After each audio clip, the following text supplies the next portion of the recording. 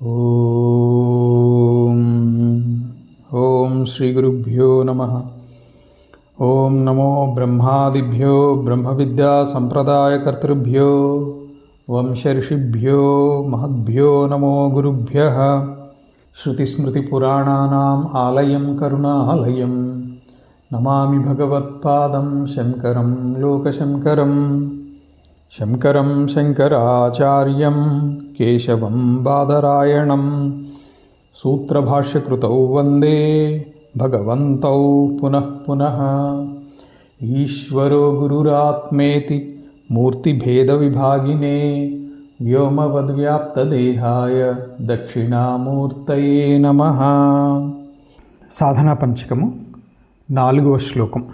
క్షుద్వ్యాధిశ్చ చికిత్స్యతాం ప్రతిదినం భిక్షౌషధం భుజ్యతాం స్వాద్వన్నం నతు యాచ్యతాం విధివశాత్ ప్రాప్తేన సంతుష్యతాం శీతోష్ణాది విషహ్యతాం నతు వృధా వాక్యం సముచ్చార్యతాం ఔదాసీన్యమభీప్స్యతాం జనకృపా నైష్ఠుర్యముత్సృజ్యతాం.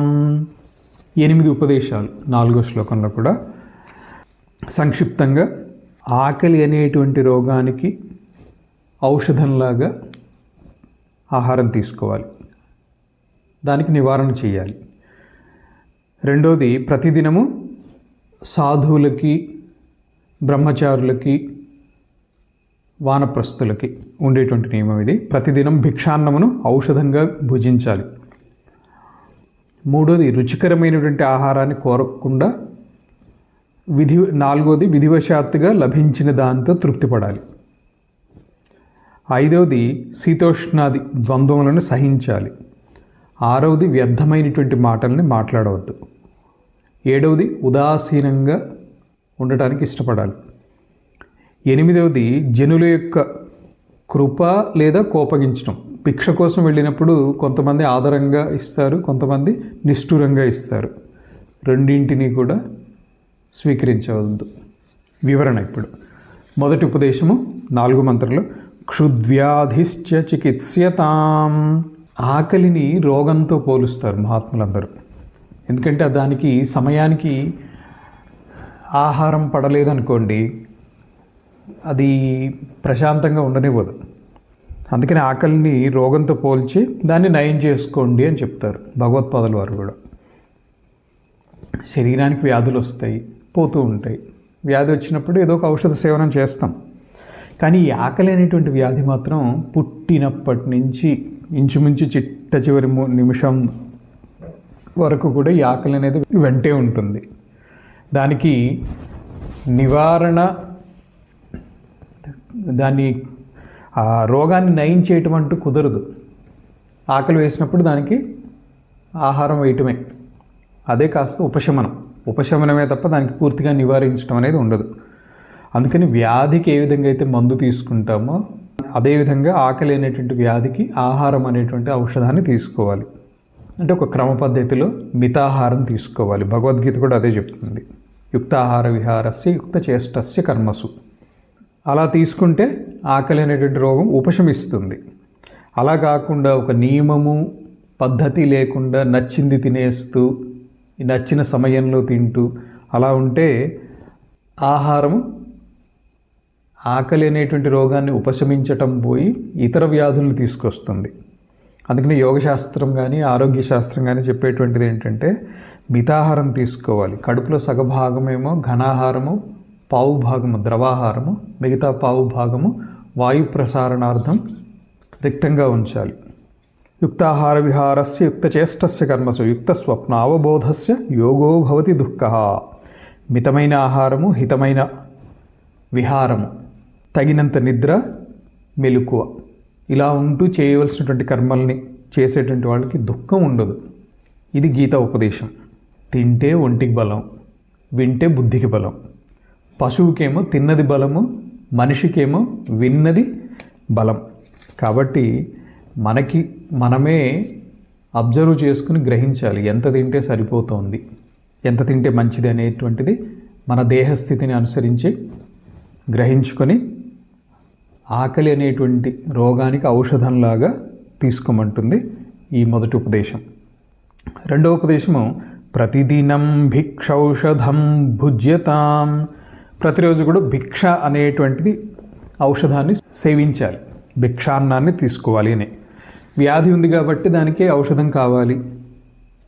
ఆకలి వ్యాధి అనుకున్నాము, మరి దానికి ఔషధం ఏంటంటే భిక్షాన్నం. సాధకులకి, సన్యాసులకి, సాధువులకి పెట్టేటువంటి దాన్ని భిక్ష అంటారు. బ్రహ్మచారులకు కూడా ఇచ్చేటువంటి దాన్ని భిక్ష అని అంటారు. మనందరికీ భిక్ష పెట్టేది ఎవరు అని అంటే భగవంతుడి, గృహస్థులకు కూడా. కాబట్టి భగవంతుడు పెట్టినటువంటి భిక్షని ఆయనకి నివేదిస్తే అది ప్రసాదం అవుతుంది. ఆ విధంగా ప్రసాద బుద్ధితో స్వీకరిస్తే అది భిక్షగా మారుతుంది. ఆ భిక్షే ఔషధంగా మారుతుంది. తద్వారా ఆకలి అనేటువంటి రోగాన్ని మాన్పవచ్చు లేదా చేయవచ్చు అని భగవత్పాదుల వారు అంటారు. భగవద్గీతలో కూడా భగవంతుడికి నివేదించకుండా ఆహారాన్ని స్వీకరిస్తే చౌర్యముతో సమానమవుతుంది అది. అందుకని మన కోసం మనం వండుకోకూడదు, భగవంతుడి ప్రసాదంగా వండి నైవేద్యం అర్పించి దాన్ని ప్రసాదంగా తీసుకోవాలి. ఇది భగవద్గీతలో కూడా వచ్చింది. మూడో ఉపదేశం స్వాద్వన్నం నతు యాచ్యతాం. ఎలాగూ మనం అందరం తీసుకునేటువంటిది భిక్ష అనేది అంగీకరించాం. ఆ పూటకి ఏది సిద్ధించిందో అది తీసుకోవాలి. నాకు ఇది కావాలి, అది కావాలి, ఈ కోరిక ఉండకూడదు. రుచిని కోరకుండా ఆకలి వేసేటువంటి సమయానికి మనకు తెలుసు, దాదాపు ఇవి ప్రతి 5 గంటలకు 6 గంటలకు ఒకసారి ఏదో ఒకటి పడకపోతే పొట్ట, ఎవరి దేహస్థితిని బట్టి కొంతమందికి 8 గంటలు, కొంతమందికి రోజు మొత్తంలో ఒకసారి తింటే సరిపోతుంది. కొంతమంది 2-3 రోజులకు ఒకసారి తింటారు యోగులు. అందుకని రుచి కోరకుండా యదృచ్ఛాలాభ సంతుష్టో, ముందుకు వచ్చినటువంటి ఆహారాన్ని భగవంతుడికి నైవేద్యంగా అర్పించి భగవత్ ప్రసాదంగా స్వీకరించాలి. అది సాధనని కాపాడుతుంది, సాధకుడి యొక్క దేహారోగ్యాన్ని కూడా కాపాడుతుంది. రోగం తగ్గాలంటే వైద్యుడు ఏ మందు ఇస్తే ఆ మందు స్వీకరించాలి. ఇది చేదుగా ఉంది, నేను తీసుకున్నాను అంటామా? జ్వరం వచ్చింది, జ్వరానికి ట్యాబ్లెట్ ఇస్తే అది చేదుగానే ఉంటుంది. నేను చేదు తినను అని అనం కదా. అలాగే ఆకలి అనేటువంటి రోగానికి ఔషధంగా వచ్చినటువంటి భిక్షాన్నాన్ని రుచిని కోరకుండా స్వీకరించాలి. నాలుగో ఉపదేశము విధివశాత్ ప్రాప్తేన సంతుష్యతాం. విధివశాత్తు అంటే ప్రారబ్ధవశాత్తు లభించినటువంటి దాంతో తృప్తి చెందాలి. అది ఏదైనా భిక్షాన్నం కానివ్వండి, గృహస్థులైతే ఏవో ఒకటి వస్తుంటాయి చేసినటువంటి పనికి ఫలితాలుగా. దాన్ని సంతోషించేటువంటి స్థితిలో ఉండాలి. అలా అని చెప్పి కొన్నిసార్లు నెగోషియేట్ చేయాల్సి వచ్చినప్పుడు నెగోషియేట్ చేయొద్దంటాం కాదు, దాని గురించి బాధ పెట్టుకోకూడదు. మనము ఒకప్పుడు కూడబెట్టినటువంటి కర్మల యొక్క ఫలితాలే ఈరోజు మనకు వస్తున్నాయి. అలాగే ఇప్పుడు చేసేటువంటివి తర్వాత కాలంలో మనకే వస్తాయి వాటి ఫలితాలు. ఈ కర్మ ఫలాన్ని ఇచ్చేటువంటిది ఎవరు అంటే యోగక్షేమం వహామ్యహం. భగవంతుడే మనకి ఏ కాలంలో ఏది లభించాలి అనేటువంటిది నిర్ణయించి ప్రారబ్ధవశాత్తు ఎంత అర్హత ఉంటే అంత అందిస్తూ ఉంటారు. అందుకని ప్రారబ్ధ ఫలాన్ని భగవంతుడు అనుగ్రహించిన ప్రసాదంగా భావించి ప్రసన్నంగా పరితాపం చెందకుండా అనుభవించాలి. నెగోషియేట్ చేశారు, వాళ్ళతో డిస్కస్ చేశారు, అన్నీ అయిన తర్వాత ఏదో ఇంక వాళ్ళు డిసైడ్ చేసి ఇచ్చారు, తీసేసుకుని వచ్చేసిన తర్వాత దాని గురించి వ్యధ చెందకూడదు. తక్కువ ఇచ్చారా, ఎక్కువ ఇచ్చారా, ఇంత ఎందుకు ఇచ్చారు, వాడికి ఎంత ఇచ్చారు, వీడికి ఎంత ఇచ్చారు, ఈ కంపారిజన్స్ ఇవన్నీ అవసరం లేదు. చేయవలసినటువంటి నెగోషియేషన్ ఇవన్నీ చేస్తారు, ముందే చేస్తారు. గృహస్థులకు చెప్పేటువంటిది ఇది. మిగతా సాధువులకి, బ్రహ్మచారులకి, వానప్రస్థులకైతే ఈ నెగోషియేషన్ కూడా ఉండదు. ఏది లభిస్తే అది స్వీకరించాలి. ఎప్పుడు ఎవరికి ఏది ఏ విధంగా ఎంత అందించాలి అనేటువంటిది భగవంతుడు పర్ఫెక్ట్ క్యాలిక్యులేషన్ అంతా నిర్ణయించి ఉంచుతాడు. ఆయన అంతా కూడా సర్వజ్ఞుడైనటువంటి పరమాత్మకి తెలిసే జరుగుతోంది. మనకి నిజం చెప్పాలంటే ఏమీ తెలియదు. ఎందుకు అందిందో తెలియదు, ఏది అందిందో ఏది అందుతుందో తెలియదు, అందకపోతే అది ఎందుకు అందలేదో తెలియదు. ఇవన్నీ మనకు తెలియవు. కాబట్టి ప్రారబ్ధ ఫలంగా లభించింది దాన్ని ప్రసాదంగా స్వీకరించి సంతృప్తి చెందితే సాధనకి ఉపయుక్తంగా ఉంటుంది, విఘ్నం కలగకుండా తయారవుతుంది అది అని ఆ ఉపదేశం, 4వ ఉపదేశం చెప్పింది. 5వది శీతోష్ణాది విషహ్యతాం. శీతోష్ణాదులు వంటి ద్వంద్వములను సహించాలి. ద్వంద్వములు అంటే సుఖము దుఃఖము, మానము అవమానము, కష్టము లాభము, లేదా కష్టము సుఖము, లాభము నష్టం, ఇలాంటివి, జయము అపజయము, ఇవన్నీ కూడా ద్వంద్వములు. ప్రారంధవశంగా ఫలితం అనేటువంటిది మన చేతిలో ఉంది, ప్రయత్నం మాత్రమే మన చేతిలో ఉంటుంది, ఫలితం మన చేతిలో లేదు. చేయగలిగినటువంటి ప్రయత్నాన్ని యథాశక్తి చేసి ఫలితం ఏదొచ్చినా కానీ సహృదయంతో స్వీకరించే స్థితికి రావాలి. ఈ ద్వంద్వాలన్నీ వచ్చిపోయేవి. రాత్రి వచ్చిందంటే పగలు వస్తుంది తర్వాత. అలాగే ఈరోజు సుఖం ఉందంటే తర్వాత దుఃఖం వస్తుంది, ఆ దుఃఖము వచ్చింది అంటే తర్వాత సుఖము వస్తుంది. ఇవన్నీ కూడా వచ్చిపోయేటువంటివే. శీతోష్ణ సుఖ దుఃఖదాహ ఆగమాపాయిన అనిత్యాహ తాన్ స్థితిక్షస్వ భారత. స్థితిక్షస్వ అంటే సహించే స్థితికి రావాలి. శీతోష్ణాలు సుఖ దుఃఖాలు ఇవన్నీ వస్తూ ఉంటాయి, పోతూ ఉంటాయి, అనిత్యం. కాబట్టి వాటిని సహించాలి. కష్టం వస్తే కుంగిపోను వద్దు, సుఖం కలిగితే పొంగిపోను వద్దు, నిస్పృహ ఉండాలి. అందుకనే ద్వితీయాధ్యాయంలోనే దుఃఖేషు అనిద్విగ్నమనాహ సుఖేషు విగత స్పృహ వీతరాగ భయక్రోధ స్థితధీర్మునిరుచ్యతే అని చెప్తారు. దుఃఖాలకి కుంగిపోను వద్దు, సుఖాలకి పొంగిపోను వద్దు, స్థిరబుద్ధి కలిగి ఉండాలి. అలా ఉండగలిగితే స్థితధీహి మునిహు ఉచ్యతే, ముని అంటారు. స్థితప్రజ్ఞుడు అని కూడా అంటారు.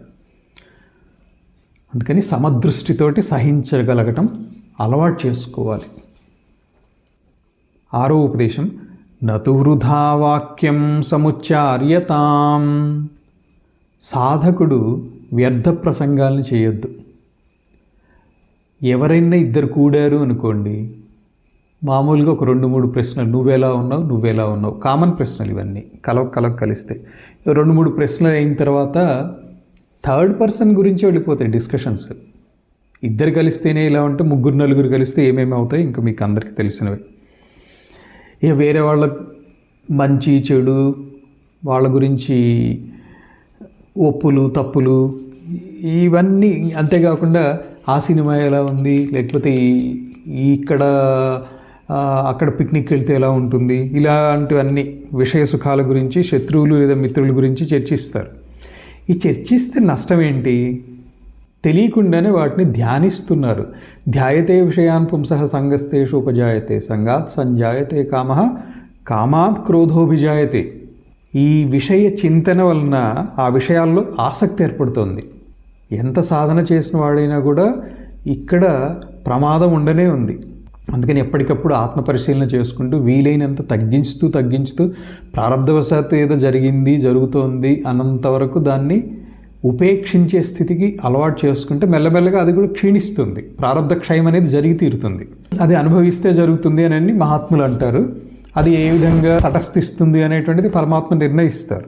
విషయ చింతన వలన ఆ విషయంలో ఆసక్తి కలిగిన తర్వాత వాటిని పొందాలని కోరిక తీరలేదు అని అంటే క్రోధం వస్తే తెలీదు, మనిషి తనంత తానుగా ఉండడు, ఎన్నో అనర్థాలు జరిగిపోవచ్చు, ఎవరినన్నా నిందించవచ్చు, ఏదైనా జరుగుతాయి.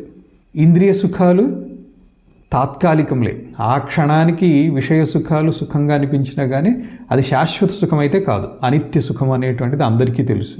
ఇప్పుడు తిన్న తర్వాత కడుపు నిండితే అదొక ఆనందం, సుఖమే, అది తృప్తి అంటాం దాన్ని. తృప్తిగా తిన్నాము, అదొక సుఖం. కానీ ఎంతసేపు అది మళ్ళీ ఒక 5-6 గంటలు అయ్యేటప్పటికి మళ్ళీ లోపల నుంచి జఠరాగ్ని పిలుస్తూనే ఉంటుంది, ఏమన్నా తే అని. కోరిక అనేటువంటిది సాధకుణ్ణి, తద్వారా సాధన బలహీనపడుతుంది, మార్గాన్ని మళ్ళిస్తుంది. కోరికను తీర్చుకోవడం కోసం అటు ఇటు పరిగెత్తుతారు.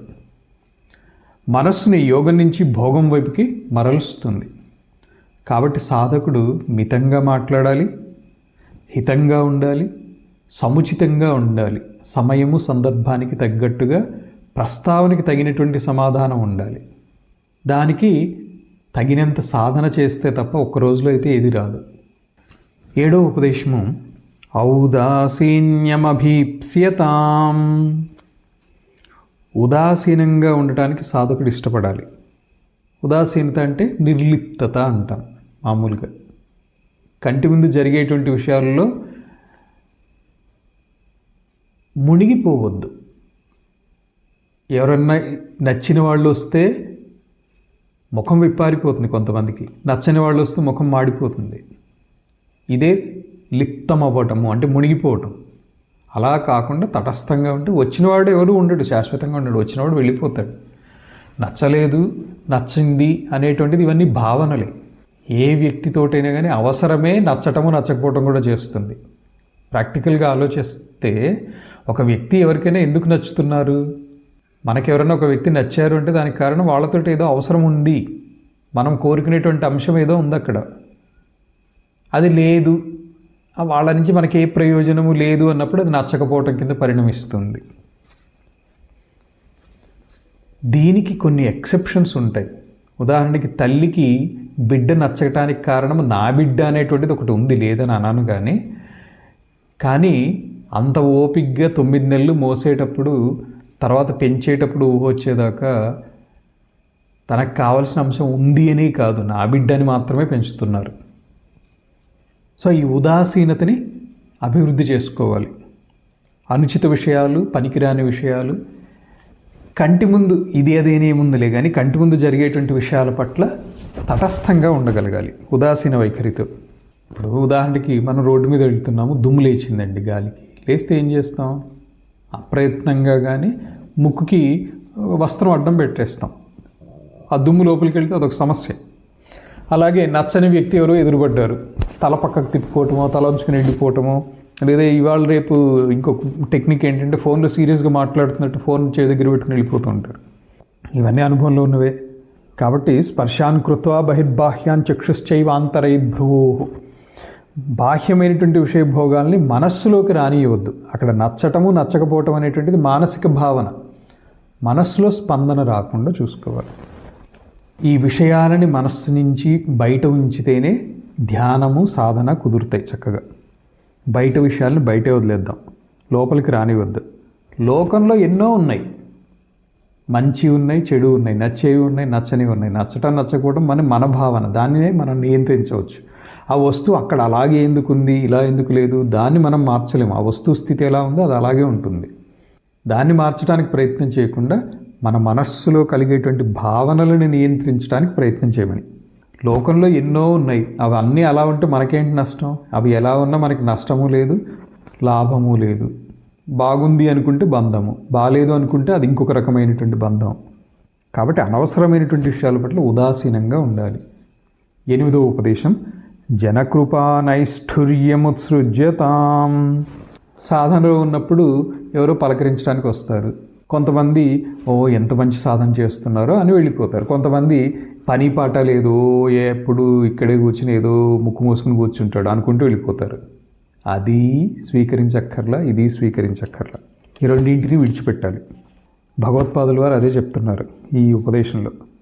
మనం ఇతరుల పట్ల అధికమైన దయ లేదా కోపము, ఈ రెండు కూడా అవసరం లేదు. అధికమైనటువంటి దయ అవసరం లేదు, అది బంధమే. కోపం తెచ్చుకున్నా అది నష్టమే మనకి. అలాగే మన మీద ఇతరులు చూపించేటువంటి కరుణ కావచ్చు, ఆప్యాయత కావచ్చు, లేదా క్రోధము కావచ్చు, ఏదైనా నిష్ఠూరము కావచ్చు, వాటిని ఉదాసీనంగానే స్వీకరించాలి. ఇతరుల పట్ల మనలో అధికమైనటువంటి ప్రేమ ఉంటే మన మనస్సు వారే ఉంటారు, తద్రూపం పొందుతుంది మనస్సు. ఒకవేళ ఎదుటివారు మనలనే అతిగా ప్రేమిస్తే మన మనస్సు వారి చుట్టూ తిరుగుతూ ఉంటుంది. ఈ రెండింటి వలన కూడా ధ్యానం కుదరదు. పరమాత్మని ధ్యానించలేము. ఆత్మ తన స్థితిలో తాను ఉండకుండా తాదాత్మ్యత చెందుతుంది.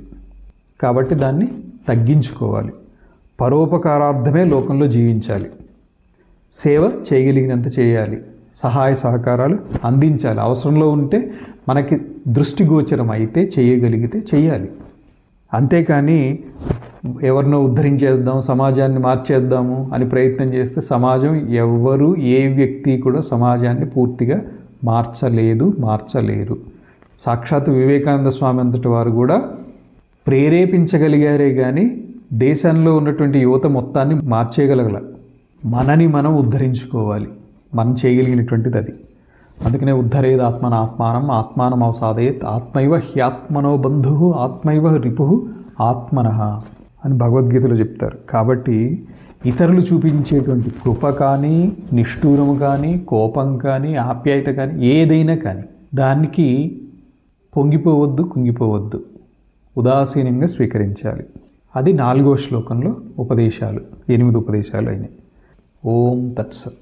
ఓం సహనావవతు సహనౌ భునక్తు సహ వీర్యం కరవావహై తేజస్వినావధీతమస్తు మా విద్విషావహై. ఓం శాంతి శాంతి శాంతి. ఓం తత్సత్.